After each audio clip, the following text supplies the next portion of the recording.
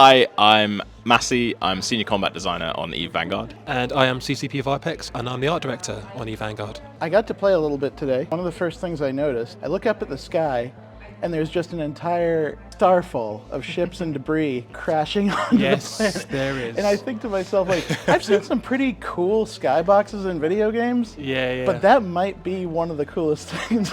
It is. I mean, it's like with most first-person shooters, or any shooter game actually, the combat is always on the ground. But with us, the sky is really just a window to EVE Online, and that's where everything starts. And then the gameplay space is really just a canvas for like what happens when ships crash land, when they're dropping off NPCs, when they're just so there's a lot more I think we can do, but I think what we've got at the moment, we're heading in a good direction to kind of just increase that more anxiety and tension into the gameplay space. So here we are at EVE FanFest 2025. Y'all are about to unveil the next big steps for Vanguard to the fans.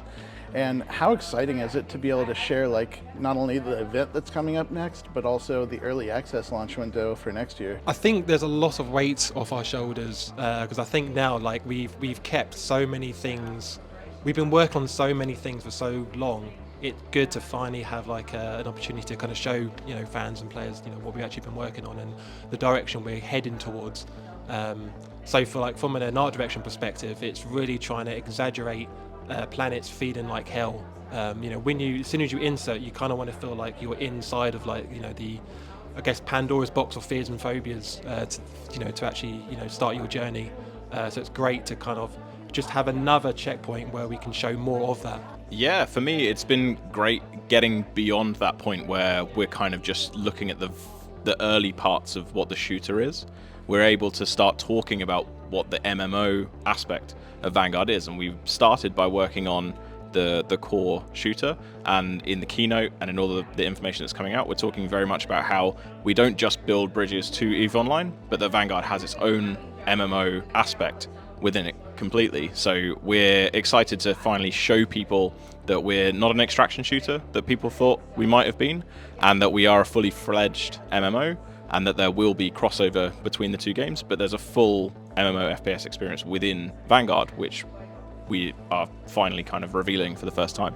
And it's been interesting to see the evolution of Vanguard ever since its first reveal in 2023. We've seen some playtesting events. You just had the one gun at first. You just had a few maps, but now we're at the point where like, I got a hold of that shotgun today, and that thing felt good. Yeah, that's great. Like, we have been really excited to start figuring out what our weapon design philosophy is, since we felt like we'd gotten to the point where we'd tuned up that first weapon to get the feeling right for the more kind of military gameplay that it was kind of giving us. And as we look to expand the weapon roster, we're taking a lot of inspiration from the late 90s and the early noughties to build in weapons that feel like Quake and Halo and Unreal Tournament, to kind of give it the proper 21,000 years in the future feeling of what a weapon roster is supposed to be. So as we build more of these weapons, we're going to be looking at things that are more bombastic and more kind of fantastical, and moving away from that kind of specific kind of military stuff that we've shown so far.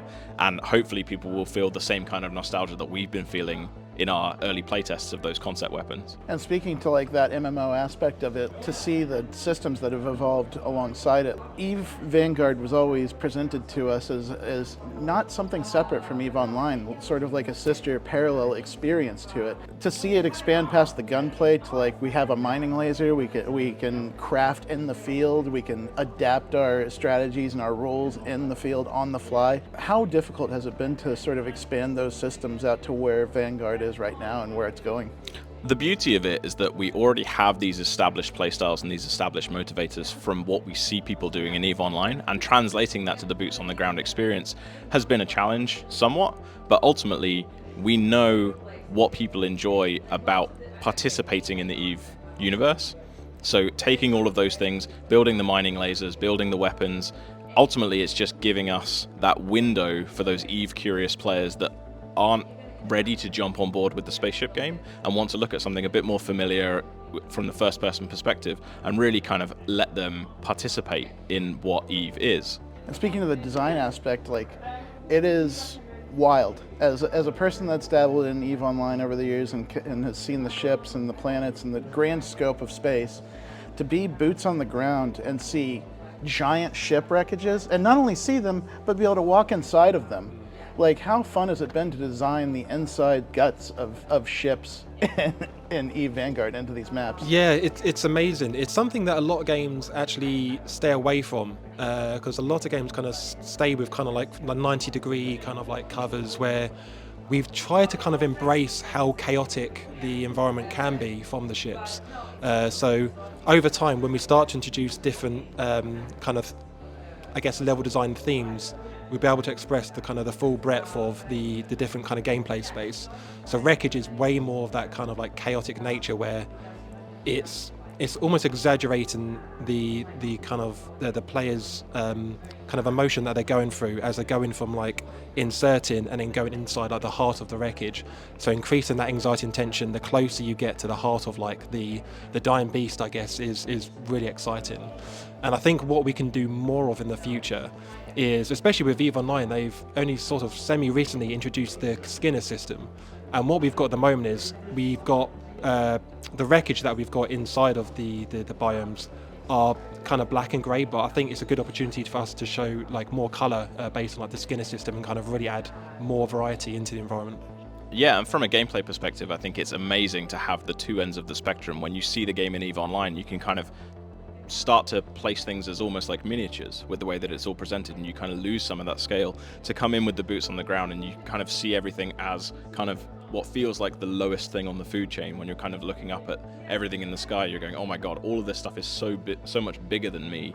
When it comes to delivering like a first-person shooter experience in that, we have all of that kind of drama to play on. So much of the time when you're playing a first-person shooter, you're sort of looking vaguely at the horizon or kind of vaguely towards the ground. With this, there's loads of reason in terms of spectacle and in terms of gameplay to be actually looking up and seeing the kind of vastness of what you are a part of. With so many systems at play, like, I have to imagine that designing a UI that's accessible and readable and enjoyable in this game is a challenge. You got the mining system, you got the contracts, you got the crafting system, you got inventory, you got banking. Like, how do you go about approaching like making all of that readable? Yeah, I think the most important part of that is being very willing to build something quickly, get it in front of players with all of the rough edges that we know are going to come along with it, get feedback on it, and then work out, you know, later, once you've got a lot of that feedback and all of those kind of different mechanics, work out how to kind of bring them all together. If you're trying to kind of build super polished versions of things and then get feedback, or trying to kind of coalesce all of these things into something cohesive when everything's sort of finished, then it's kind of impossible. But we've embraced as a development strategy to just do things really, really quickly, throw it in front of players as well as doing everything internal, and using that to then eventually draw all of these baselines on top of it once we've iterated through all of those things. And from the art perspective, it's the same. There's so much in the game that you see that's somewhere between super polished art and stuff that's like really block out. Yeah, I think like just adding on to that, like we're so comfortable with just throwing block out into the game and just getting you know, players kind of opinions on it. Like what we don't want to do is kind of hide away, wait until something's polished, show it, and then be like, oh, maybe this isn't resonating, and it's like, oh, well, we just wasted a lot of time. So we really want to encourage this idea that we just kind of want to throw stuff in front of players, get the feedback straight away, and then feed that into the development of, yeah, like, you know, whether that's UI, whether it's anything in the game, really. When you consider just how much you can do in the field, older shooters are just like, you set up everything beforehand. You build your loadout in a menu screen before the match even begins. And there is a little bit of option for that here, but like a lot of what you do is on the map. And can you speak a little bit to like influences or just like the direction of how you've built the in the field systems and how they interact with the player and how the player adapts to them? Yeah, for sure. I mean, what we've seen in the game so far is that you are kind of just being thrown in and then given a bunch of options and having to kind of adapt on the fly with the crafting system and choosing like which deployables you're going to build and then use, and developing your playstyle on the fly. I think moving forward, there'll be kind of a half and half between like what are you preparing and what are you customizing, and then coming down to the surface, it'll be, okay, well, I've decided that those are my options, but I still have to go and gather resources. I still have to craft things on the fly. I'm still constantly kind of managing what can I do versus what kind of side quests or whatever I need to be doing to be able to kind of replenish my playstyle. And I think from a design strategy, like, we're looking much more at those from a shooter perspective as well. Like a lot of the time it's like, hey, you have maximum power, go and shoot other guys that have maximum power. And we think it's so much more interesting, especially when you've got players of different skill levels in the same kind of environment. It's like if you kind of keep this kind of cycle of kind of a power reset that's like a bit of a curve, you've always got players that even though they've got really cool stuff, maybe they're in their own little dip, and even if I don't have so much stuff, maybe I'm super prepared because I've managed to craft my EM ammo and all my frag grenades, and they just don't have what they need at the time. So it creates these really nice kind of power dynamics that kind of ebb and flow through the session, and even if we have, you know, more customization options for players to prepare beforehand, we still think that's a really important part of how players will interact with each other randomly in the sessions.